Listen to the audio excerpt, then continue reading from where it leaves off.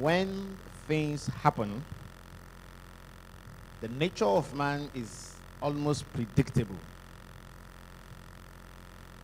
But it doesn't really have to be if we have been able to understand certain things about life. And that's what I want to bring out from this story today, from the life of Moses. Exodus chapter 3, I read from verse 1 and I'm going to stop at 4. Now, Moses was tending the flock of Jethro, his father-in-law, the priest of Midian. And he led the flock to the far side of the wilderness. And he came to Horeb, the mountain of God. There, the angel of the Lord appeared to him in the flames of fire within a bush. Now, Moses saw that though the bush was on fire, it did not burn up. And so Moses thought, I will go over and see this strange sight, why the bush does not burn up. Verse 4. When the Lord saw that he had gone over to look, God called to him from within the bush, Moses, Moses. And Moses said, here I am. If I read further, then you will see God telling Moses things and discussing with Moses.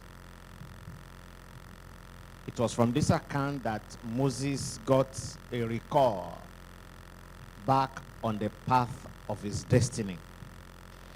But what I want you to sit here this morning is, if you and I were to see a fire outbreak, what would you do? Run, right? If you were to be an American, and especially if you live somewhere around Los Angeles, some 3 weeks ago, if you were in the southern California side of Los Angeles and you had seen fire, the kind of fire that burnt in America, how many of you are aware of it? Or you are so busy with Naira that you are not concerned about dollars? From the statistics that I have here, in that area there was a fire outbreak in that state, Los Angeles, and it is said that nothing less than 17,000 structures, like houses and likes, nothing less than 17,000 structures got burnt. And tens of thousands of people were displaced, were forced to run away from their houses. I mean, when things happen in Nigeria and people die, you will say, third world country, Nigeria, we are careless. Do you know how many people died in that fire? In the God's own country of America, nothing less than 29. Nothing less than 29 people died. And that fire, it is said, covered about 93 square kilometers. Now, an average of us may not be able to place that. But let me place you in perspective. As many of you who are conversant with Ikeja, I think Ikeja starts from Ogba side here, isn't it? Extend to Alausa, close to Maryland side. Now, the whole of Ikeja local government is about 50 square kilometers. So that fire actually covered twice or about twice the size of Ikeja. Hello? That wasn't small. It was a huge one. Very, very huge one. And so if you find yourself in a place like that, I'm sure you will know how to dial 911. You will raise alarm, isn't it? You will try to salvage your certificates. Maybe tell others also that this is happening, and maybe one of the last things is what you said. You will run for your dear lives, because quite a number of celebrities who have their houses burnt, they had to run for their dear lives because all the monies they had could not stop the fire. Lots of them lost their properties worth millions, tens of millions of naira. They were all burnt down as a result of the fire. May we not have such fire in Nigeria. Because if they are not able to handle theirs, though it is peculiar to them because the area, I hope you know that their houses are not really made of blocks like ours here. Most of their houses are built of wood. Those fancy woods and paneled houses. And those ones are number one combustible material for fire. It was quite devastating. But then, just like you said, on the average, if any one of us had seen a fire outbreak anywhere, one of the first things that comes to your mind is what? Run. Run for your dear lives. If some of us are smart enough, I've seen one or two fire outbreak in a car. One was really bad because that was the first time in my life that I used my fire extinguisher. How many of you have used a fire extinguisher before? The one in your car. We don't get to use it, But that day, we stopped by because somebody's car was burning, and I had the opportunity to also say, okay, today, I will use my own fire extinguisher. And apparently, some of us that even know, that even have the fire extinguisher, we don't know how to use it. Hello? Most of us don't know how to use fire extinguishers. It was only later that I realized that we used it wrongly. Because we were spraying it on the fire rather than spray it underneath the fire. So I used mine, somebody else used theirs. A couple of us like that we had fire extinguishers. We finished all our fire extinguishers and the fire was still burning and we were all looking at it. There was nothing we could do. And I told myself that day, what if on my way, he was on the way to Ibadan. What if getting to my house, a federal road safety person stopped me and asked for my fire extinguisher? What am I going to tell them? I will tell them that something just happened, that I was there, I used it. So now things happen. When you see fire, on the average, most of us, we are alerted. Don't stop. Raise alarm. Move on. Now, let's look at what this man did here from verse 1 down the line. If you were in the shoes of Moses and you saw a fire like this, if you have your Nigerian blood still intact in you, you're not going to wait to even check whether it wasn't being consumed. I saw a particular skit. Now, all these skits people, I hope one of them will not come around me one day. I saw a particular skit, I think it was even yesterday, where they told somebody he had spider on his clothes. Oh, come and see the way people can dance simply because they said there is spider on their clothes. Even without feeling the scratch, just because they said, there is spider on your clothes, and the person is doing like this. A lady almost removed her clothes because they said there is spider on her clothes, only to realize that it was just a, what do you call it, a content that people are creating. It is a prank. They are creating content out of people's discomfort. So, but then Moses found himself in a scenario that is not a prank. And I hope you also know that Moses, as a shepherd, that fire is not burning just anywhere. The fire is actually burning the source of the feed of the flock. If you can look at that scenario properly, what we are saying is actually that fire is destroying the livelihood of Moses. Hello?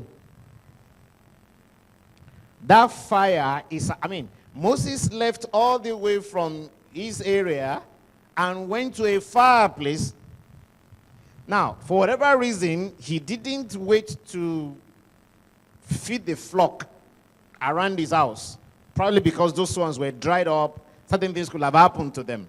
Now, he went to a place where he believed that there would be plenty of feed. Only to get there and realize that what? There is a fire. Maybe some of the realities a lot of our people who have jackpot are getting to know now could be likened to this.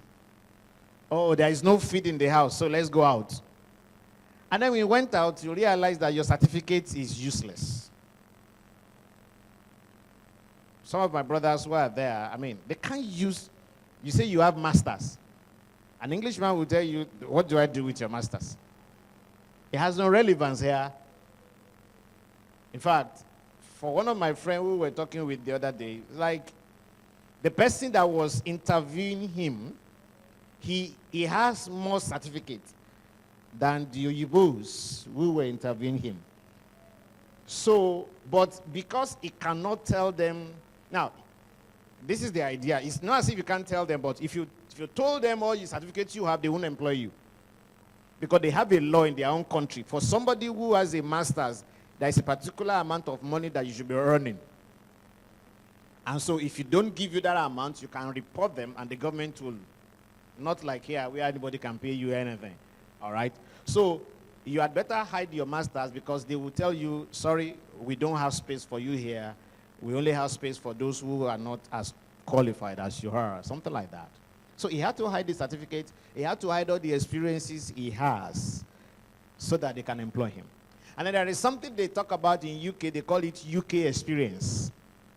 No matter who you are or what you know, except you want to do the other ones that everybody does, which is this, you carry things. So let me say every 2 months people carry.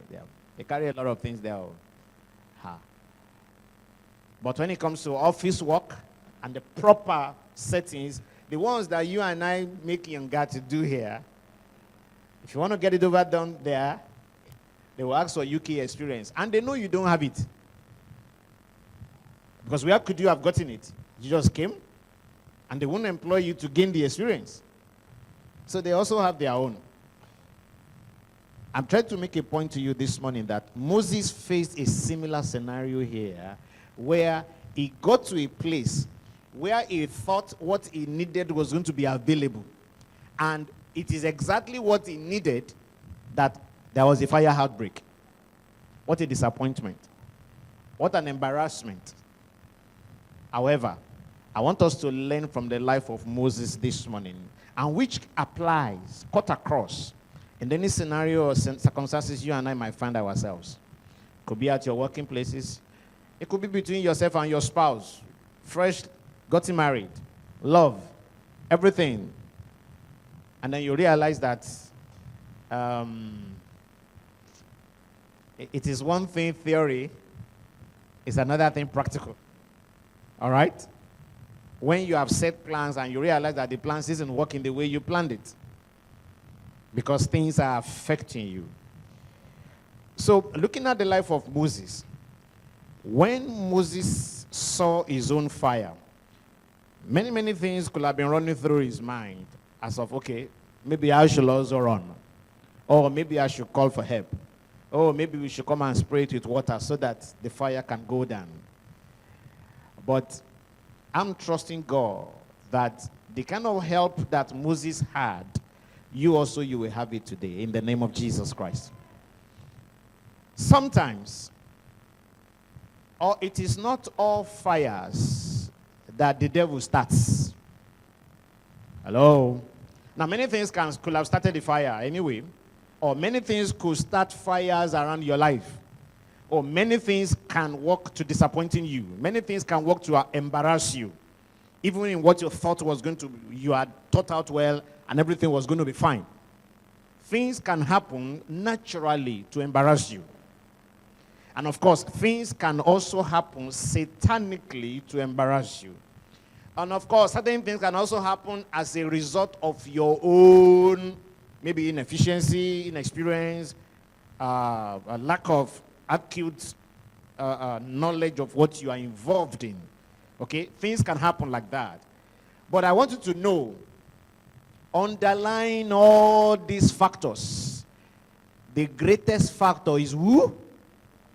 God. Hello? And that's one factor every born-again Christian must know. Now, if you're not born again, you don't need to know this. It doesn't matter to you. I mean, you are in the hand of somebody who can deal with you anyhow. But when you are a born-again child of God, for every fire you see around you, your number one consideration must be God. Number one.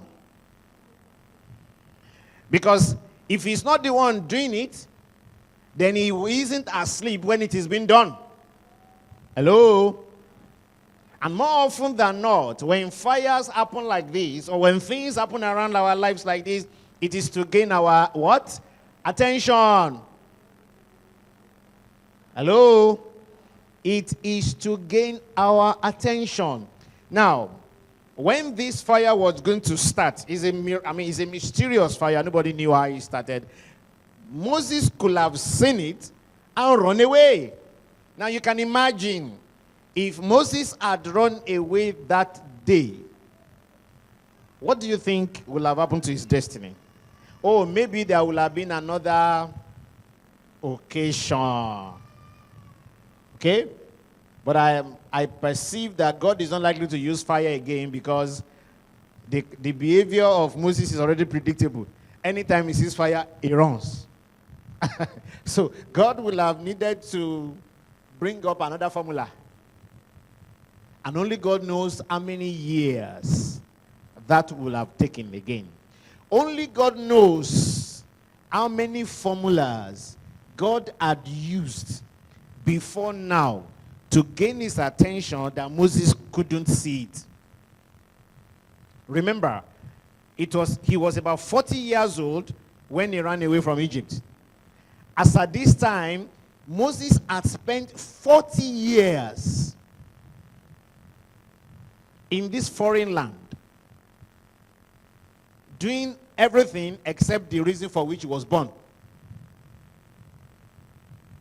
May the Lord have mercy on us.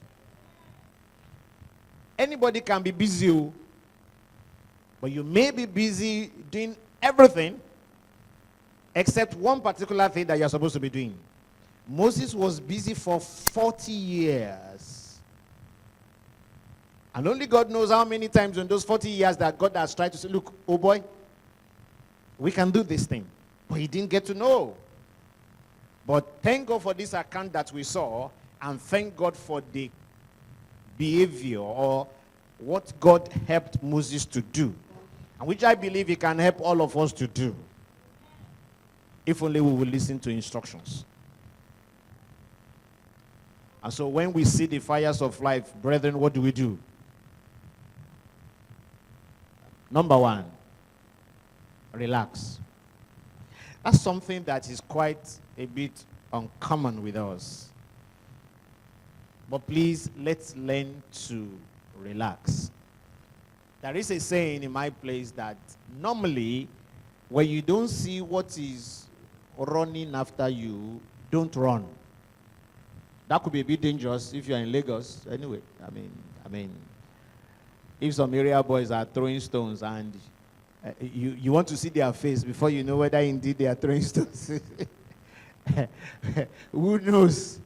Maybe it is on your head that they will test whether the stone is heavy or it can do anybody any harm. But to be honest with you, there is a level of alertness that can be in us to at least try to know, even if I am going to run, in what direction am I going to run?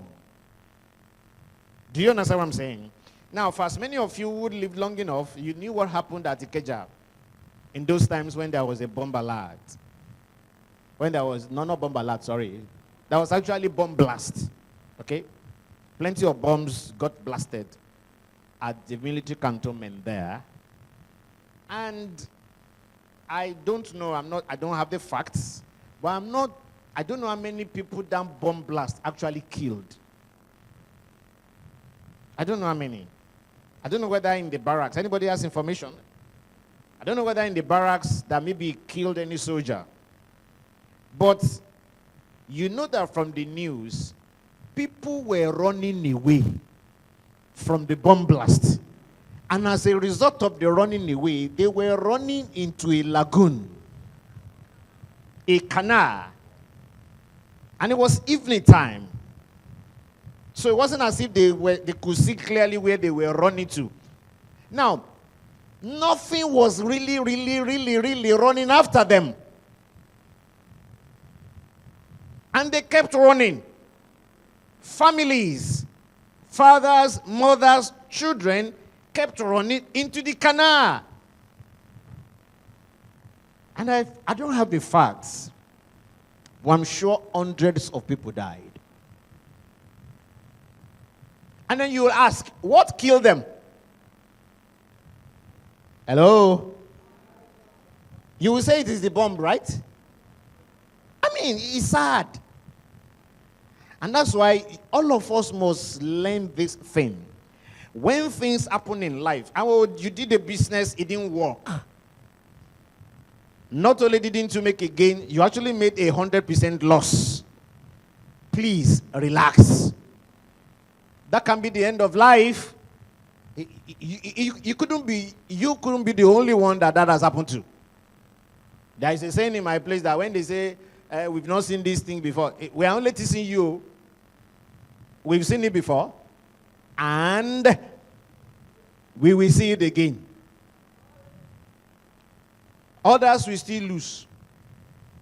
And the heaven will not fall down to the earth. Are you getting me? That's the reality. And I was speaking with somebody yesterday. I even forgot to report this to my wife. I mean, my sister-in-law, she worked in a particular place for 8 years, helped to build a particular company. And at the end of the 8 years, they owed her so much money, and eventually they eased her out of the system. 8 years of life wasted, so to say. And then she did some other things for about 2 years, or 3, 4 years, like that. And then somebody now recommended her that, look, while this lady was with us, not 1 naira was lost. So she can do this thing. Oh, so they called somebody abroad. Oh, come and invest in this lady. She can undo this thing. Oh, she started up, and she started out that kind of business again, line of business again, for somebody now who trusted her enough to send her some money and did things. And then it occurred to her that they should have an agreement. Also, she told the person that, look, agreement, and the person said, don't worry, I trust you well enough to have invested. What is me? I live in London, you are in, don't worry, when I come around, we will sign. And that's how she worked. They had an agreement, verbal agreement of 40-60 profit ratio sharing. When she had worked for almost 1 year, she called the guy again. Oga, at least, if you're not going to pay me for everything, pay me for a particular time. Then story. Until the man sent an auditor to say, I want to audit you. And I'm like, okay. I mean, if you don't have anything to hide, you won't be able. So she said, oh, why not? The auditor came, wrote his report and the likes. And then she called the Oga. Auditor has come. The Oga said he has not seen the report. Kept posting, like they say in Lagos. Kept posting her.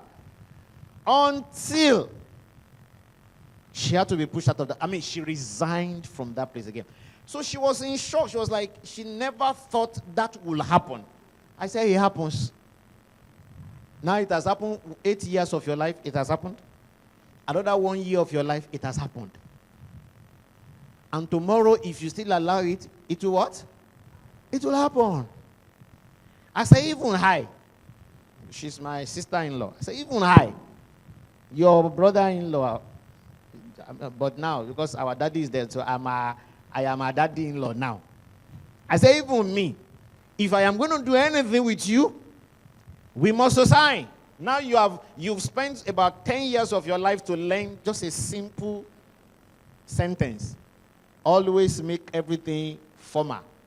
I say, if it is church, inside church, we may not do that. I mean, but the moment it is outside, I will do more than that. Hello.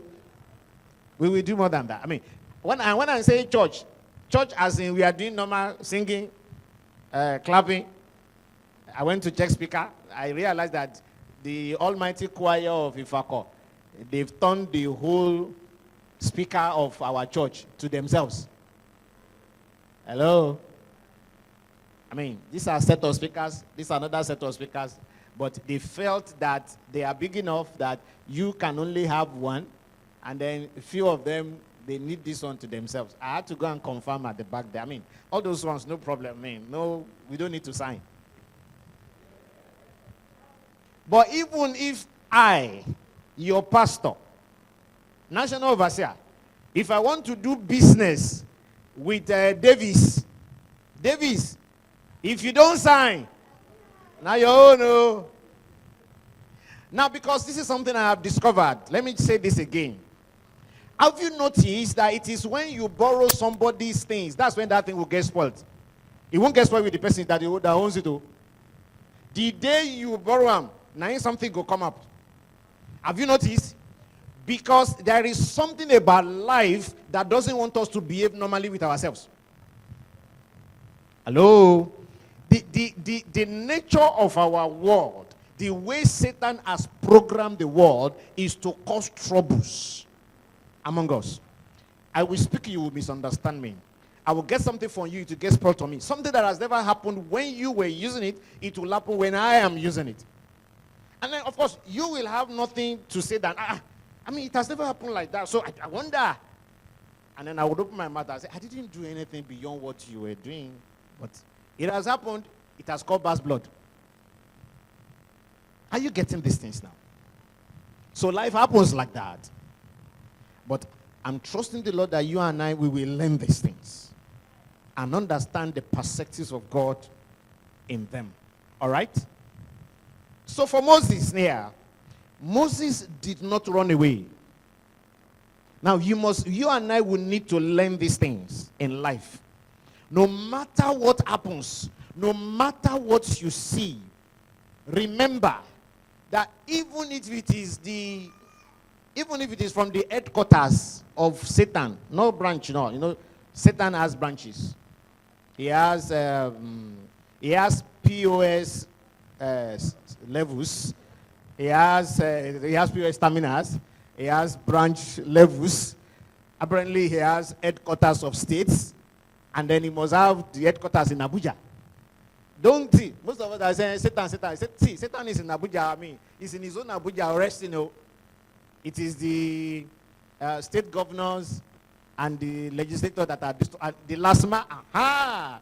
It is the last man of Satan that troubles most of us that you are making noise. But listen to me very well. Even if it is from Abuja that they are causing the trouble in your life, understand that God is not asleep. Are you getting me now? Please. And also know something. That Bible says God knows the end from where? From the beginning. He knows. There is nothing that is happening in your life that he doesn't know. And he is waiting. Now this is the most pathetic part of our lives. And I'm trusting the Lord that you and I will learn. He knows what was to happen. And I know something about God. There is virtually nothing that wants to happen in your life that he won't hint you. Only that we don't get to know. Please, please. You might not know this, but I'm telling you, I know enough. There is nothing, absolutely nothing. He will have hinted. Now, some of us, okay, let me take a jab at Mrs. Davis. She's still one of the Josephs around us. Fantastic one, oh. Me too, I dream, oh. Hello? But let's learn to take authority, right authority over whatever you dream at. Are you listening to me? The greatest mistake you can still make with your dreams is to panic. And I hope you know, whether you panic and pray, or you just pray, some of these things still happen. And what it does to an average of us is to confirm to us that we are professional dreamers. Nothing beyond that. And me, my boy, in Central Bank. Let's watch it. You don't have to say everything. Hello? I pray you will learn this. It is not every prayer that you utter out. No, it is not. An average of you were in there the last time we met with our general overseer, and he taught us some things about praying inside. It is not every prayer that you say out. You see some things. How many times have some of us seen some things? But we only saw it inside. We didn't say it outside. And so we didn't see anything outside. Are you getting me? Be careful with what you say outside. I don't know, one of those songs, maybe we sang it, about prayers. It is God that is faithful. It is not your prayer that is faithful. I don't know whether you get what I'm trying to say today. It is not your prayer that is faithful. It is God that is faithful. So don't rely on your prayers beyond your relying on God. They're two different things, please. God is much more faithful than your prayers. And we need to learn that. So let's be watchful. Moses didn't run away. He saw the fire, all right. But he stood. Let's learn to stand, even when there are oppositions. Let's learn to stand, even in the face of disappointments. Let's learn to stand, even in the place of disappointments. Highest of all, whatever it is, let's learn to stand. It was because Moses stood that he was able to realize that, hello, fire, fire, fire. But the fire was burning, but the fire wasn't destroying the grasses. If he had not stood, he wouldn't have seen. Many of us don't get to see the best of life because you don't wait. Because at the moment it starts, you, like they say, you have already, they say, you have already given honor to, is it? Okay, it's not rabbits. Now, this pronunciation of that thing is, I don't know. Hair, is it different from hair? Hair, hair. Thank you. H-A-R-E. You run. That's only what it means. Anyway, you're running away. In our heart, we're already given up. Most essentially, and I think I said this sometimes maybe on my upper week, don't always expect the worst. Why should we? Why should we?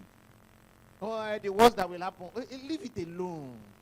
Leave worst alone. Because Bible says the expectations of the righteous.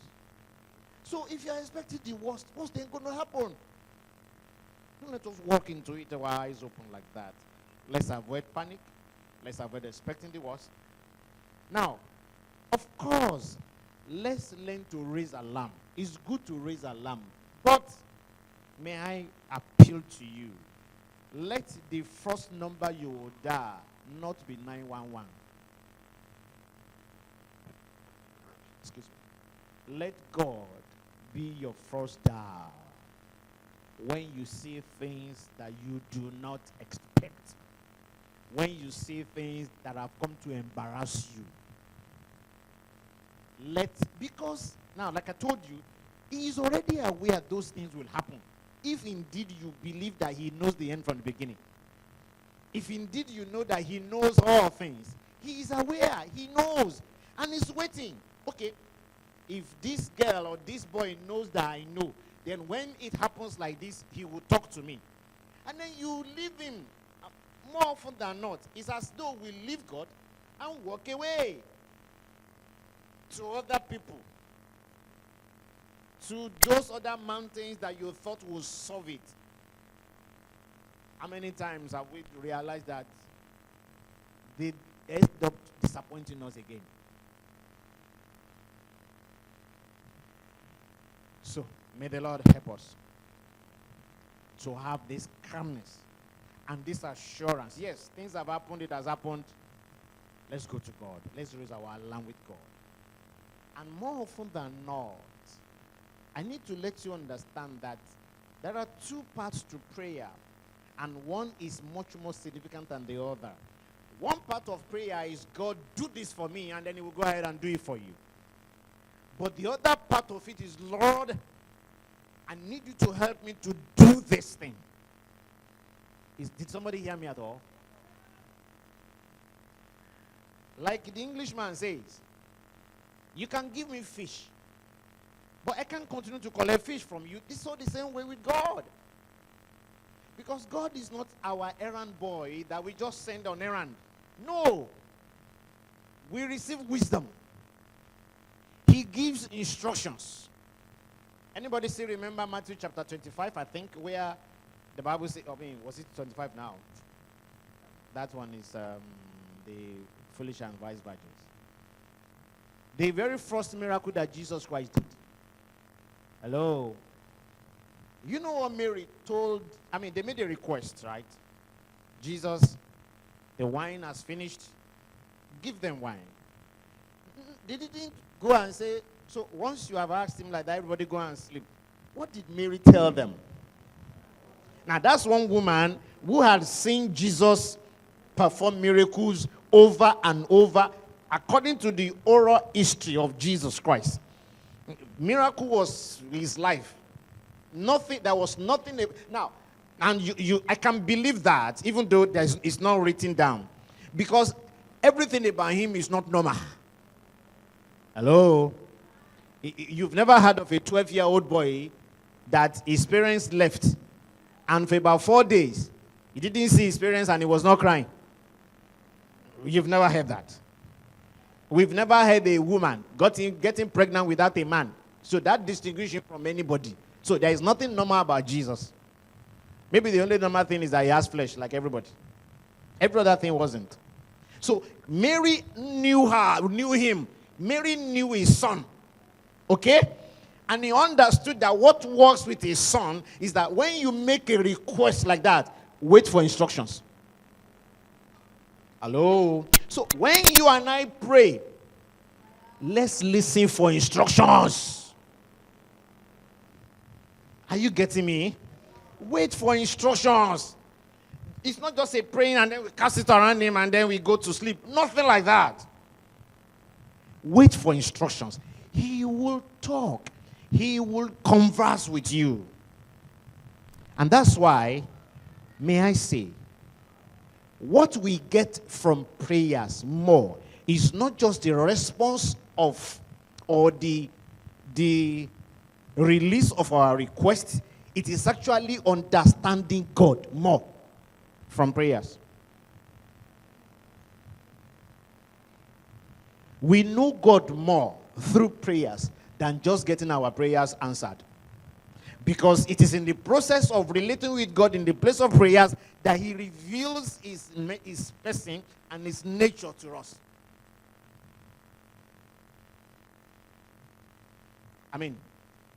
If you are asking for a son, or for children. Children will come and they will go. But the knowledge of God that you have never leaves you. Are you getting what I'm trying to say today? I pray the Lord will grant us understanding. Okay? So, rather than using just God as a firefighter, understand his purpose in the midst of the fire. Receive his rest. Receive his peace. And seek his instructions.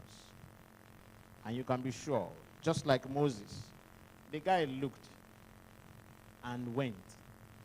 It was until he turned to the fire and began to approach the fire, God did not speak. Hello? And so I'm concluding now. If you cannot see God in your fire, you will never hear his voice in your fire. Please get that very well. If you can't see him in your fire, you will never hear his voice in your fire. Meanwhile, his voice is waiting for you in the fire. But you won't hear it until you walk towards it, believing that you will find him. I pray that you will see God in every fire that is lit around you. One of the last things I would like to say is this. Why does God have to use fire before he speaks to Moses? Anybody can give? Any preacher?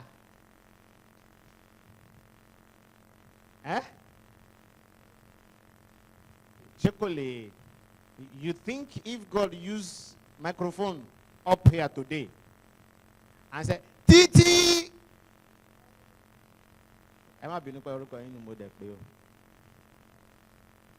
Sorry, ma.